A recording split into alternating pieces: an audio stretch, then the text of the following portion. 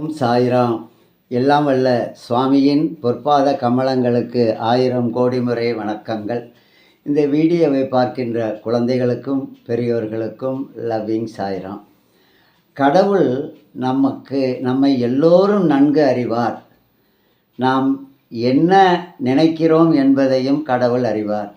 நமக்கு என்ன தேவை என்பதையும் கடவுள் அறிவார். எப்போது நமக்கு தர வேண்டுமோ அதை உரிய நேரத்தில் கடவுள் தருவார் என்பதை குழந்தைகளாகிய நீங்கள் அறிய வேண்டும். கடவுள் மீது நம்பிக்கை வைக்க வேண்டும். மற்றவரை பார்த்து ஐயோ எனக்கு அது இல்லையே இது இல்லையே என்று ஏங்கக்கூடாது. உங்களுக்கு எதை நீங்கள் வைத்திருக்கிறீர்களோ அது கடவுள் கொடுத்த பிரசாதம் என்று எண்ணி திருப்தி அடைய வேண்டும். அவ்வாறு திருப்தி அடையாமல் மற்றவரை பார்த்து ஒரு பொறாமைப்பட்டு கடவுளிடம் முறையிடக்கூடாது. அவ்வாறு முறையிட்டால் நமக்கு துன்பங்கள் வந்து சேரும் என்பதற்காக சுவாமி சொல்லிய இந்த கதையை பார்ப்போம்.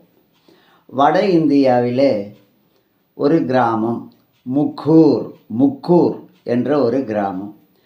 அந்த கிராமத்திலே சாம்பு என்ற ஒருவர் வாழ்ந்து வந்தார். அவர் ஒரு செருப்பு தைக்கும் தொழிலாளி. கடவுளிடம் மிகுந்த பயபக்தி உள்ளவர். சின்சியராக ஒர்க் பண்ணுவார். Hard working type. காலை முதல் இரவு வரை அந்த மக்கள் கொண்டு வரும் அந்த பிஞ்சு போன செருப்புக்களை தைத்து அதில் வரக்கூடிய வருமானத்தை வைத்து சந்தோஷமாக வாழ்ந்து வந்தார். பண்டரிபுரத்திலே இருக்கின்ற அந்த விட்டோபா அவருடைய குல தெய்வம். விட்டோபாவை வணங்காமல் எந்த வேலையும் செய்ய மாட்டார். அந்த அளவுக்கு ஒரு நல்ல மனிதர்.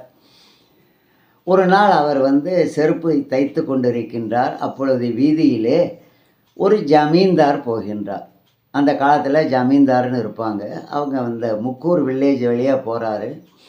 அந்த ஜமீன்தார் அப்படியே ஒரு அழகாக ட்ரெஸ் பண்ணியிருக்காரு. கழுத்தில் கையில் எல்லாமே கோல்டு ரிங்கு, கோல்டு செயின் எல்லாம் போட்டிருக்காரு அவர். அப்படியே அவர் ஊர்வலமாக போகிறாரு. அவருக்கு எக்கச்சக்கமான நிலங்கள் இருக்கிறதையும் நம்ம சாம்புவுக்கு தெரியும். கோல்டு மைன்ஸ் எல்லாம் அவருக்கு இருக்குது. இதை பார்த்த உடனே அவருக்கு மனசுக்குள்ளே சாம்புவுக்கு ஒரு எண்ணம் வருது. ஐயோ, இந்த ஜமீன்தார் பாரு எவ்வளவு சந்தோஷமாக எவ்வளவு பணக்காரராக இருக்கிறாரு. கோல்டெல்லாம் வச்சுருக்கிறாரு.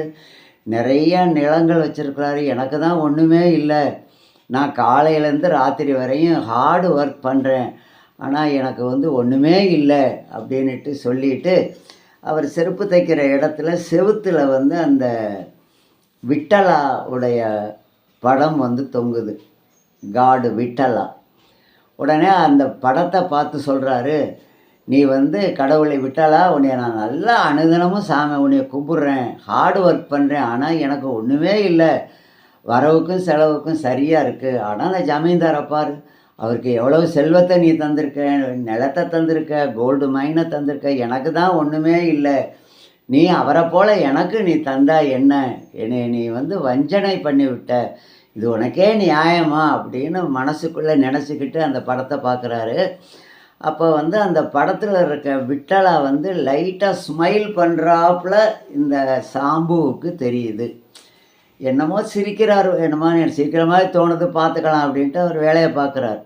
அன்னைக்கு ராத்திரி அந்த ஜமீன்தாருடைய கனவுல விட்டலா போய் தோன்றி, இந்த மாதிரி என்னுடைய டிவோட்டி இந்த காவலர் சாம்புங்கிறவர் முக்கூர் வில்லேஜில் இருக்கிறாரு, அவருக்கு நீ போய் உதவி செய்யணும், அவருக்கு ஒரு வீடு கட்டி கொடு, ஒரு பானை நிறைய கோல்டு காயின் கொடு, ஒரு 2 ஏக்கர் நிலத்தை எழுதி வைய, அதில் அவர் கோதுமையை பயிர் செஞ்சு வாழ்ந்துக்குவார், இதுதான் நீ இதை செய்வேன்னு நினைக்கிறேன்னு சொல்லிட்டு கனவுல மறைஞ்சிட்றாரு விட்டலா.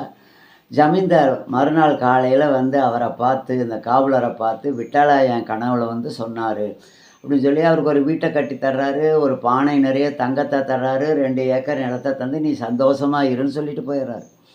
அது கொடுத்ததுலேருந்து மறுநாள்லேருந்து சாம்பு செருப்பு தைக்கிற வேலைக்கு போகிறதில்ல, நிறுத்திட்டார்.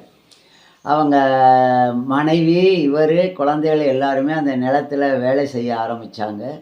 கோதுமையை பயிர் செய்ய விளைய வச்சாங்க. ஆனால் இந்த நேரத்தில் என்னாச்சுன்னு கேட்டிங்கன்னா, இவர் பணக்காரராக ஆனதை செய்தி தெரிஞ்சு இவங்க சொந்தக்காரங்கள்லாம் வந்து சாம்பு வீட்டுக்கு வந்துட்டாங்க. அந்த பெரிய வீட்டில் வந்து தங்கி டெய்லி சண்டை போடுறாங்க. என்னமோ ஒரு ரீசனை வச்சு அவங்கெல்லாம் சண்டை போடுறாங்க. இவருக்கு ஒரு நாள் கூட இந்த சாம்புவுக்கு நிம்மதி இல்லாத வாழ்க்கையாக வந்துச்சு. ஏதோ ஒன்று சண்டை போடுறாங்க, இது அதுங்கிறாங்க, கன்னா பின்னான்னு பேசுகிறாங்க, சண்டையும் சச்சரவுமாக இருக்குது. அதை விட அந்த கோல்டு பானை நிறைய கோல்டு இருக்கே, கோல்டு காயின், அது என்ன பண்ணுன்னு தெரியலை. உடனே என்ன பண்ணுறாரு, அந்த 2 ஏக்கர் நிலம் கொடுத்தாங்களே, அந்த நிலத்துல ஒரு மூலையில் அதை வந்து புதைச்சி வச்சிட்றாரு. வீட்டுக்கு வந்து தூங்குறாரு. ஆனால் பயம் வருது, எவனாச்சும் திருடன் வந்து அந்த பானையை எடுத்துகிட்டு போயிட்டா என்ன பண்ணுறதுன்னு. ராத்திரிலையும் தூக்கம் போச்சு. பகலில் சொந்தக்காரங்க சண்டை போட்டு தூக்கம் போச்சு, ராத்திரிலாம் அந்த திருட பயத்தை நினச்சி தூக்கம் போச்சு. நாளுக்கு நாள் அவர் உடல் வந்து ரொம்ப மெலிந்து போயிடுச்சு. இதுக்கு இடையில் மழை அதிகமாக பெஞ்சு அந்த விளை நிலங்கள் எல்லாம் வந்து வீணாக போயிருச்சு. இவர் பயிர் செஞ்ச கோதுமை பயிர் எல்லாமே அழுகி போச்சு. ஒன்றுமே அதுலேருந்து ஈல்டே வரலை. உடனே வீட்டில் வந்து பார்த்திங்கன்னா வறுமை வர தெரிஞ்சிருச்சு. முன்னாடி இருந்த சந்தோஷமெல்லாம் போயிருச்சு இவருக்கு. நாளாக நாளாக இவர் என்ன பண்ணார், கடைசியாக வந்து நேராக போய் அந்த விட்டலா படத்துக்கு முன்னாடி, விட்டலா நீ என்னைய பார்த்து எதுக்கு சிரிச்சேன்னு தெரியும். நான் வந்து முன்னாடி அமைதியாக இருந்தேன், என் வாழ்க்கை சந்தோஷமாக இருந்துச்சு, ஏதோ வரவு அந்தந்த செலவுக்கு வரவு வந்துச்சு, நான் அதை வச்சு சந்தோஷமாக இருந்தேன். இப்போ நான் வந்து கேட்டதுனால எனக்கு எல்லாத்தையும் கொடுத்துருக்கானே, எனக்கு நிம்மதி போச்சு, என் வாழ்க்கையும் போச்சு, சந்தோஷமே இல்லை. எனக்கு வந்து இந்த மாதிரிலாம் நான் கேட்டது தப்பு, என்னை மன்னிச்சிரு, எனக்கு உண்டானதை நீ கொடுக்குறதே போதும், நான் தெரியாமல் உங்ககிட்ட இந்த மாதிரி தப்பாக கேட்டுட்டேன்னு விழுந்து வணங்குறாராம். எனவே இதிலிருந்து குழந்தைகளாகிய நீங்கள் அறிந்து கொள்ள வேண்டியது என்னவெனில், உங்களுக்குன்னு கடவுள் ஒன்றை தருவார். உங்களுக்கு எது முக்கியம் என்று கருதுகிறாரோ அதை கடவுள் தருவார், உரிய நேரத்தில் தருவார். அதை விட்டுட்டு அப்ரோப்ரியேட் டைம் இல்லாமல் நீங்கள் கண்ட நேரத்தில் எனக்கு அது வேணும் இது வேணும்னு கேட்கப்படாது. மேலும் நீங்கள் கேட்குறது வந்து ஜென்யூனாக உங்களுக்கு உகந்ததாக இருக்கணும். அதே மாதிரி உங்கள் ப்ரேயரில் நீங்கள் வந்து சுவாமிகிட்ட கடவுள்கிட்ட என்ன கேட்கணும்னா ஜென்யூனாக, அதாவது எனக்கு வந்து நன்றாக படிக்கணும், நல்ல பணி செய், எனக்கு கிடைக்கணும், எல்லோருக்கும் உதவி, அப்படி தான் கேட்கணுமே ஒழிய நான் படிக்க மாட்டேன் ஆனால் எனக்கு பரீட்சையில் நிறையா மார்க் நீ வாங்கி தரணும் அப்படிலாம் வேண்டக்கூடாது. உங்கள் ப்ரேயர் ஜென்யூனாக இருக்கணும். அந்த மாதிரி ஒரு உண்மையாக நீங்கள் பக்தியோடு கடவுளிட வேண்டினால் உங்களுக்கு கடவுள் எல்லா வளங்களையும் வழங்குவார் என்பதில் எல்லளவும் ஐயமில்லை. எனவே கடவுள் உங்களுக்கு என்ன தர வேண்டும், எப்பொழுது தர வேண்டும், என்னதை தர வேண்டும் என்பதை நன்கு தெரியும் என்பதை உணர வேண்டும். இது குழந்தைகளுக்கு மட்டுமல்ல, நமக்கும் இந்த அறிவுரை தான். ஜெய் சாய்ராம்.